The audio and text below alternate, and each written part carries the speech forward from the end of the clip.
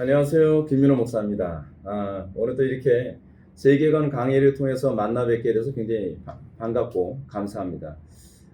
저희 교회 채널을 통해서도 제가 가끔 하다가 많은 사람들이 이제 뵙게 되는데, 저희 교회 채널에서는 제가 맨날 설교를 통해서만 접하게 돼서 제 또 다른 모습을 보일 수 있는 기회가 없었는데, 또 이렇게 또 여러분들을 이런 영상을 통해서 또 뵙게 돼서 굉장히 반갑습니다. 오늘은 기독교 세계관이라고 하는 주제로 제가 여러분들 한번 좀 만나뵈려 합니다. 세계관 하게 되면 뭐 철학적인 생각을 하고 좀 어려울 거라고 생각을 할 수도 있는데, 세계관이 사실 그렇게 어려운 것도 아니고요. 그리고 뭐 철학적인 것도 아닙니다. 세계관이라고 하는 뭐 말 자체를 먼저 제가 영어로 먼저 한번 써놔봤는데요. 월드뷰라고 하는데 세상을 보는 눈이죠. 세상을 어떻게 볼 것인가, 어떻게 해석할 것인가에 관한 문제죠. 대부분 사람들 보면 다 해석이라는 게 있습니다. 뭐 지나가는 사람들 다 물어보십시오. 어떤 거 하나 보게 되면 그에 대해서 나름대로 자기 생각이 있고, 자기 나름대로 느낀 바가 있고, 자기 방식대로 해석을 합니다. 근데 문제는 해석을 하는데 해석을 어떻게 하느냐가 중요한 문제거든요. 그러니까 해석을 잘못해서 항상 문제가 되는 겁니다. 그래서 이제 그럼 기독교인들은 과연 삶에 일어나는 수많은 문제들을 어떻게 해석하는가? 이제 이게 우리 기독교인들의 신앙과 직결된 문제거든요. 이 해석의 문제에 관해서 제가 오늘부터 하나씩 다루게 될 텐데, 단순히 뭐 신앙적인 문제에서만 해석을 다루려고 하는 건 아닙니다. 기독교 세계관 자체가 우리 일상의 모든 영역에 대한 해석을 요구하고 있기 때문에 여러분들의 가정에서의 삶, 직장에서의 삶, 또는 캠퍼스에서의 삶, 또는 여러분들이 공부하는 여러 가지 학문에 관한 문제들, 그런 부분에 대한 성경적 해석 또는 성경적인 관점이 과연 무엇인가, 이제 좀 그걸 좀 여러분들하고 좀 같이 나누고자 합니다. 글쎄요, 얼마나 이제 빠른 속도로 진도가 나갈지는 모르겠는데요. 제가 이제 나름대로 계획하는 건 이 세계관, 요번에는 이제 세계관에 관해서 여러분들한테 좀 말씀을 드리고, 차차 이제 뭐 기독교와 세상, 그리고 기독교와 인본주의, 또는 기독교와 정치, 기독교와 사회, 문화, 예술, 노동관, 뭐 자본주의, 뭐 이런 부분을 이제 하나씩 이제 접하게 되면서, 기독교인들은 이렇게 생각하는구나. 성경의 관점은 이렇게 보는 것이 옳구나. 이제 그런 것에 관해서 우리가 좀 한번 좀 생각을 같이 나눠보고 여러분들의 좀 도움을 좀 드리고 싶습니다. 세계관 하게 되면 이제 먼저 이렇게 한번 좀 정의를 내리면 좋을 것 같아요. 세계를 바라보는 전제의 문제. 제가 이제 강의하다 보면 철학적인 표현을 좀 많이 사용합니다. 뭐 교회만 좀 다니시는 분들은 철학 용어가 나와서 약간 어려울 수도 있는데요. 이제 그 용어 하나씩 계속 반복되면 어렵지 않습니다. 그리고 이 용어들을 아는 것이 이해하는데 굉장히 도움이 많이 돼요. 그래서 여러분들이 조금 어렵더라도 그런 용어를 한번 계속 귀담아 들으시고 그리고 굉장히 여러분들이 소화할 수 있었으면 좋겠습니다. 세계관 아이들은 뭐라고 얘기했죠? 세계를 바라보는 전제의 문제. 그렇죠? 전제의 문제입니다. 세계를 바라보는데 우리는 아무 생각 없이 바라보지 않거든요. 뭐 가끔 하다가 영혼 없이 바라보는 사람들도 있긴 한데, 우리는 그런 사람들은 뭐 별로 생각 안 하죠. 근데 문제는 뭐냐면 각 사람들이 똑같은 텍스트가 일어나는데 똑같은 사건이 일어납니다. 어떤 사람들이 길거리에 가다가 교통사고가 일어났는데, 교통사고가 일어난 사건 보면서 어떤 사람은 뭐 운전자가 잘못했다 그러고, 어떤 사람은 그 사고가 난 무단횡단한 사람이 문제라 그러고, 어떤 사람은 인권의 문제로 얘기하고, 어떤 사람은 저 사람에 대한 동정심으로 얘기하고, 똑같은 팩트가 있는데 그 팩트에 대해서 해석이 너무나 다르죠. 너무나 달라서 거기서 어떤 현상이 나타납니까? 분쟁이 일어나고 다툼이 일어나고 또는 법적 소송까지 가기도 하지 않습니까? 근데 우리 이제 기독교인들은 그러면 그런 팩트, 어떤 사건이 일어났을 때의 그 사건을 어떤 관점으로 어떻게 해석할 것인가, 뭐 좀 그런 거에 관해서 좀 우리가 생각해 보자는 거죠. 물론 오늘부터 제가 이제 그런 기독교가 바라보는 세계관이 뭐냐, 제가 이제 그런 얘기까지는 구체적으로 다루지는 않을 거예요. 근데 이제 세계관이 뭐냐라고 하는 것에 대한 기본적 개념부터 좀 다루려고 하는데요. 이 세계관이 바뀌지 않으면 여러분 누군가를 설득할 수가 없습니다. 우리는 간혹가다 이렇잖아요. 누군가를 설득하려고 하는데 그 사람의 세계관이 이미 고정되어 있단 말이에요. 근데 고정되어 있는 사람들을 설득하려고 하게 되면 설득이 안 돼요. 그러니까 이게 마치 뭐하고 같냐면 이렇습니다. 우리가 항상 설득할 때 실수하는 게 바로 그거예요. 저 사람이 어떤 세계관을 가지고 있는지는 전혀 검토하지 않고 그냥 표면적으로 나타나는 것만 가지고서 자꾸 설득하려고 하다 보니까 싸움이 자꾸 나는 거예요. 그 양쪽에다 속이 상하는 거죠. 나를 너무 이해하지 못한다고. 내가 무슨 생각하는지도 모르고 자꾸 나를 설득하려고 한다고. 이것은 주로 이제 부모와 자녀와의 관계 안에서 많이 벌어지는 일들 아닙니까? 그러면 이제 우리가 설득하기 전에 뭐부터 시작해야 되죠? 상당수의 부모들이 그렇게 얘기하죠. 아, 애들을 이해해야 된다. 그게 굉장히 중요한 포인트입니다.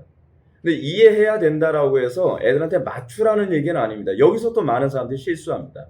맞추는 문제가 아니라 걔네들이 어떤 전제로 생각하느냐를 읽을 줄 알아야 된다는 거예요. 그래서 대부분 이제 세계관 하게 되면 세계관을 주로 뭐로 표현하냐 하면 이 선글라스 같은 식으로 이제 표현을 많이 합니다. 그러니까 예를 들어서 빨간색 선글라스를 끼고 있는 사람이 세상을 보면 모든 게 다 빨간색이 섞여서 다 보이죠. 또 어떤 사람이 파란색 선글라스를 끼고서 보면 모든 것이 다 파란색이 섞여서 보입니다. 여러분 그 선글라스 끼고 있는 사람한테 야 이거 무슨 색깔이야 라고 얘기해봐요. 설득이 안 돼요. 왜냐하면 그 사람 눈에 그게 빨간색이 섞여서 보이는 거고 그 사람 눈에는 파란색이 섞여서 보이는 거거든요. 근데 그 사람 눈에 그렇게 보이는 걸 아니라고 얘기하게 되면 이게 설득이 되지가 않죠. 그럼 여러분 설득할 땐 그럼 뭐부터 시작해야 되죠? 야 좀 너 선글라스 좀 벗어. 과거에 이제 집사람하고 저하고 이제 처갓집에 이제 내려가는데 제가 봤을 땐 밖에 날씨가 굉장히 어두웠거든요. 그래서 오늘 날씨 굉장히 흐린가 봐. 그래서 날씨가 굉장히 흐리네. 그랬더니 우리 집사람이 픽 웃으면서 한마디 하는 거예요. 아이 그 선글라스 썼으니까 그렇지. 선글라스 벗고서 얘기해. 벗었더니 날씨가 너무 맑은 거예요. 네. 근데 이제 문제가 뭐냐면 내가 그 선글라스를 쓰고 있다는 걸 우리가 전혀 의식을 못하고 있다는 거죠. 근데 문제는 뭐냐면 내가 대화를 나누는 나의 자녀들, 내가 대화를 나누는 또 교회 성도들, 또 내가 대화를 나누는 또 지인들이나 친구들이 그 어떤 선글라스를 쓰고 있는지를 우리는 전혀 의식하지 못하면서 내가 보는 관점을 자꾸 설득하려고 한다는 거죠. 그래서 거기서 자꾸 갈등이 생기는 거예요. 근데 우리가 이 부분에 관해서 좀 생각해 보는 게 굉장히 흥미로운 게 하나 있습니다. 여러분 그 안경 바꾼다는 것이 얼마나 흥미로운 얘기인지 여러분 알고 계십니까? 제가 이제 최근에 이제 유튜브에서 생명 교정 안경이라고 하는 거를 제가 보게 됐어요. 근데 어떤 그 66세 된 할아버지가 이제 평생 생명으로 사시다가 가족들이 이제 생일 선물로 이 생명 교정 안경을 딱 꼈습니다. 그러면서 우리들이 보는 색깔을 그분이 보게 된 거예요. 어떤 현상이 나타났을까요? 막 울어요. 너희들이 이런 색깔로 보고 있었구나. 이 세상이 이렇게 아름다웠구나. 이 세상이 이렇게 화려하고 이렇게 멋진 줄 몰랐다 하면서 하염없이 울어요. 그러면서 가족들과 서로 껴안으면서 너무 고맙다고 그래요. 여러분 기독교 신앙에서 전도가 뭔지 아십니까? 종교인 만드는 게 아니에요. 우리 자꾸 착각하는 게 그거예요. 거기에 감동이 없어요. 우리가 그들이 잘못 쓰고 있는 선글라스를 벗겨서 우리가 보는 아름다운 세계를 그들도 보게 하고 우리가 보는 아름다운 그 색깔들, 그 왜곡되지 않은 그런 것들을 그들이 보게 해서 그들에게 이것이 정말 너무나 아름답구나 라고 하는 거, 그거 보게 하는 거, 그게 사실 전도거든요. 근데 우리는 이 전도를 잘못 이해하고 있잖아요. 세계관을 바꿔줄 생각하지 않으면서 예수 믿고 천당가를 자꾸 이 얘기하니까 이게 문제인 거예요. 근데 은혜를 받고 나면 사람들한테 어떤 현상이 나타납니까? 은혜 받은 사람들은요 막 울어요. 은혜 받고 나면요 사람들이 너무 감동해요. 그리고 그 감동한 사람들은 우리하고 비로소 대화가 되기 시작을 하는 거예요. 왜냐하면 우리가 보는 걸 저 사람도 비로소 보기 시작하게 된 거거든요. 근데 그게 세계관이에요. 세계관. 제가 이제 철학적인 표현 사용하면서 세계관은 뭐 이런 거다. 전 그렇게 얘기하고 싶진 않아요. 세계관은 굉장히 실상적인 것이고 현실적인 문제입니다. 부모와 자녀가 계속 갈등하게 됩니다. 왜 갈등하게 될까요? 이제 어떤 자녀가 있어요. 난 우리 부모님 같이 인생 안 살 거야. 그렇게 얘기하는 자녀가 있는데요. 그 자녀가 나이가 들어가서 그 부모의 나이대가 딱 돼서 부모의 그 나이에 걸맞는 안경을 딱 쓰게 되면요. 그때서부터 부모를 이해하기 시작합니다. 그게 세계관이에요. 뭐 복잡하고 어려운 문제가 아니라 세상을 보는 색깔이죠. 색깔. 세상을 보는 관점이죠. 그래서 세계관과 아주 흡사한 표현을 뷰 포인트, 관점이라는 얘기를 많이 하죠. 그 관점이 바뀌기 전에는요, 아무리 설득하려 해봐야 설득 안 됩니다. 설득이 안 되죠. 제가 이제 목회 사역을 하면서 저 사람들한테 좀 여러분들한테 도움이 될 만한 얘기를 한 가지 한다면 이렇습니다.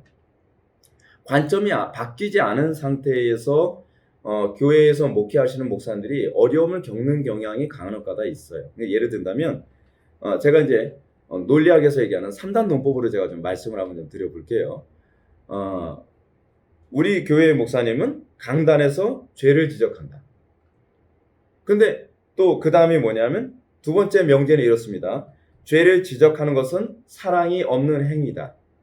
고로 우리 교회 목사님은 사랑이 없다. 이거 좀 많이 들어본 논법 아닌가요? 많이 들어본 논법이에요. 근데 왜 사람들이 이것에 쉽게 사람들이 설득되어질까요? 그건 이유가 있어요. 예를 들어서 우리 교회 목사님은 강단에서 죄를 지적한다라고 하는 이런 말을 할 때에 강단에서 죄를 지적한다고 하는 이것에 대한 내포된 의미는 못 보고 겉으로 보여지는 외연만 가지고서 하는 거예요. 그러니까 이것이 일종의 뭐가 되냐면 선입견이라는 것으로 작용을 해요. 그러면 이제 사람들이 이 목사님이 목회를 잘못하고 있다라고 공격을 하려면 그 다음엔 뭘 얘기하냐면 사람들이 일반적으로 생각하는 세계관을 거기다가 딱 적용을 해서 얘기하는 거죠. 죄를 지적하는 건 사랑이 없는 거야. 그런 사람들이 대부분 쉽게 설득이 됩니다. 그러고 나면 그 목사님은 아무리 사랑이 많은 사람이라 한다 할지라도 그 사랑의 많음이 사람한테 인식이 안 돼요. 아무리 나 사랑 많아. 난 너희들 얼마나 사랑하는지 몰라. 이렇게 얘기해도요. 그 설득 안 됩니다. 왜냐하면 이미 세계관이 그 전제를 뺏겼기 때문에 그래요. 그러니까 내가 사랑하기 때문에 죄를 지적하고 내가 사랑하기 때문에 이 복음이 이런 거야 라고 얘기를 하는 것이 먹혀 들어가려면 목사님들이 강단에서 죄를 지적하는 것이 사랑이라고 하는 이 전제를 분명하게 설득하고 가르쳐야만 합니다.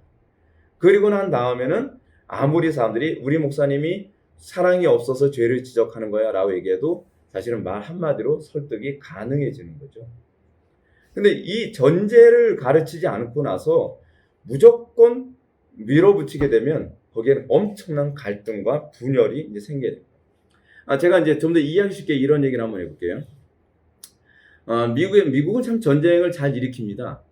근데 이 부시 대통령이 과거에 이란 이라크전 같은 거 전쟁을 일으켰죠. 이제 전쟁 일으키면 항상 나오는 논법이 있습니다. 예를 든다면 부시 대통령이 전쟁을 일으켰다. 전쟁은 악이다. 고로 부시 대통령은 악하다. 이런 논법이 딱 성립이 되죠. 그러니까 이 프레임 안에 딱 걸리게 되면 그냥 어떤 말로도 설득이 되지가 않습니다. 근데 제가 요번에 이 트럼프 대통령이 이 문제를 아주 굉장히 기가 막힌 방법으로 해결을 한 걸 제가 봤어요.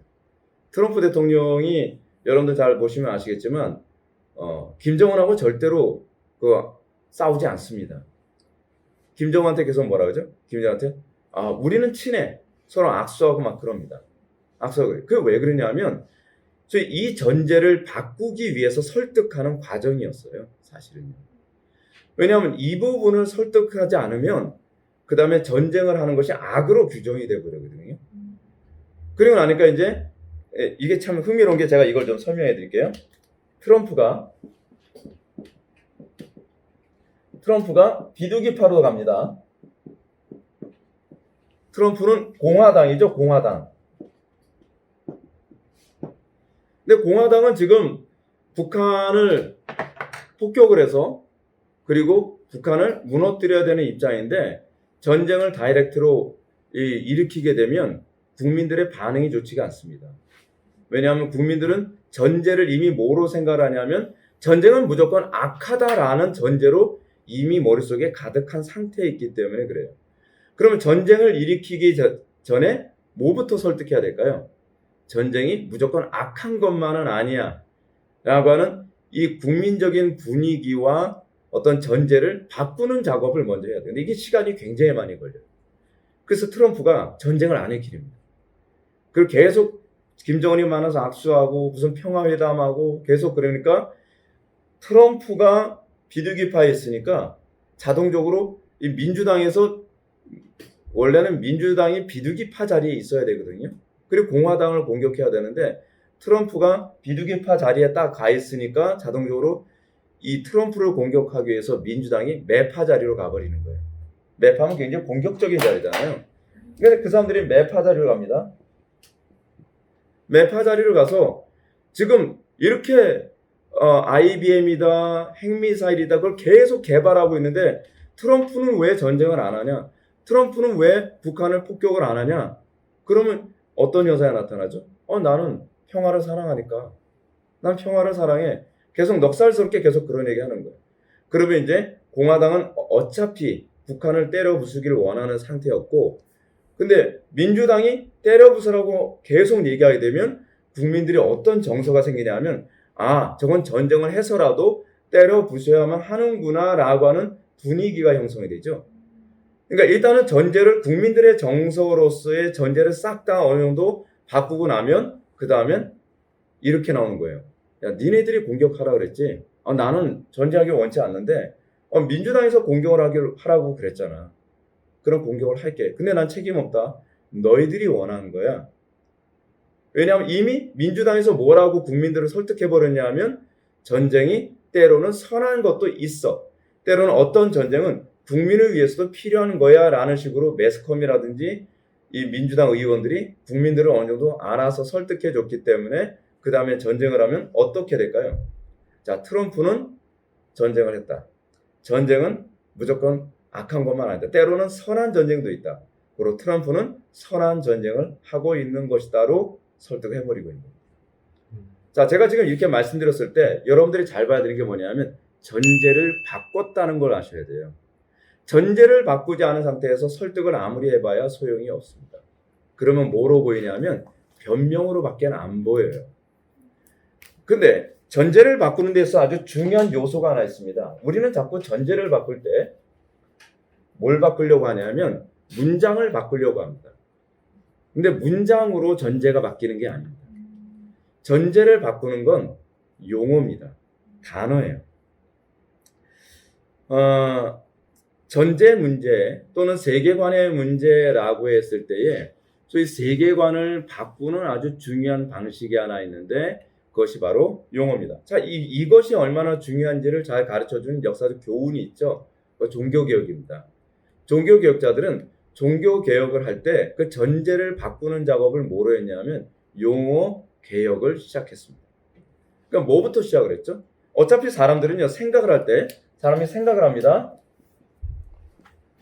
이거를 철학적으로 유식한 말로 사유한다 그러잖아요. 사유할 때에 사람들은 항상 문장으로 사유하는 것보다는요 대부분 단어로 사유합니다. 그러니까 어떤 생각을 할 때는 항상 그 중요한 핵심적인 용어를 머릿속에 떠올리고 그리고 그 용어를 떠올리는 것을 기초로 해서 그것이 전제가 돼서 생각을 하기 시작을 하죠. 근데 용어가 바뀌지 않으면 절대로 그 사람들을 설득할 수 없습니다. 자, 종교개혁 얘기는 잠깐 뒤로 미루고 좀 이따 얘기하고 제가 더 흥미로운 얘기를 해드릴게요. 고대 철학에서 굉장히 유명한 그 철학자가 있죠. 소크라테스입니다. 소크라테스가 사람들을 설득할 때 어떻게 설득하냐 하면 용어에 대한 오해를 풀어주는 것부터 시작을 합니다. 그러니까 예를 들어서 이제 소크라테스 그 책이 어떤 책이었더라? 국가론에서 갔던가요? 거기서 보게 되면 국가론에 나오는 얘기입니다. 소크라테스의 플라톤의 국가론을 보게 되면 소크라테스가 법정에 가서 소송 사건에 걸려서 법정 갔다가 내려오다가 어떤 한 젊은 청년이 법정으로 올라가는 장면을 이제 보게 됩니다. 근데 소크라테스가 물어보죠. 자네는 도대체 뭐 때문에 법정으로 들어가나? 라고 얘기하니까 이런 얘기합니다. 우리 아버지가 불경건해서요. 이것 때문에 소송을 걸려고 지금 가는 겁니다. 라고 얘기하니까 소크라테스가 묻습니다. 자네 아버지가 불경건한가? 그러면 자네는 경건이 뭐라고 생각하나? 라고 묻습니다. 그러니까 이 사람이 신께 대한 무례함이 불경건이고 신에 대한 공경이 경건이죠. 라고 이렇게 대답을 했어요. 그러니까 소크라테스가 가만히 생각하다가 다시 묻습니다. 그럼 그 당시에는 다신 종교였으니까요. 그럼 자네가 생각하는 경건이란 도대체 어떤 신에게 대한 공경인가? 이 신에게 대한 공경이 저 신에게는 불경건이 될 수도 있는데 그럼 자네는 이쪽 신에게 대한 공경이 경건인가 아니면 저쪽 신에 대한 불경경이 또 공경이 될 수 있는가 경건이 될 수 있는가 이런 질문하는 거예요. 이 얘기를 하다 보니까 자기 아버지가 불경건한 게 아니라는 결론을 도출해요. 문장을 얘기한다든지 그렇지 않으면 그 사건을 다루질 않았어요. 그냥 그 청년이 생각하는 용어 하나를 바꿔준 거예요. 그랬더니 그 청년이 올라가다가 말고 제가 생각을 잘못한 것 같아요. 아버지는 불경건하지 않은 것 같습니다. 그 내려가 버렸어요. 잘 보세요. 여기서 이 세계관이 굉장히 중요합니다. 여기서 지금 소크라테스는 지금 이 사람의 생각을 바꾸기 위해서 사건을 다루질 않았습니다. 아버지가 무슨 행동을 했기 때문에 어쩌다 그런 얘기는 안 해요. 그냥 용어를 얘기하고 있죠. 그 경건이 무엇이냐? 불경건이 무엇이냐? 근데 이 용어에 대한 개념이 바뀌니까 그 사건에 대한 해석이 달라집니다. 이게 굉장히 중요한 문제예요.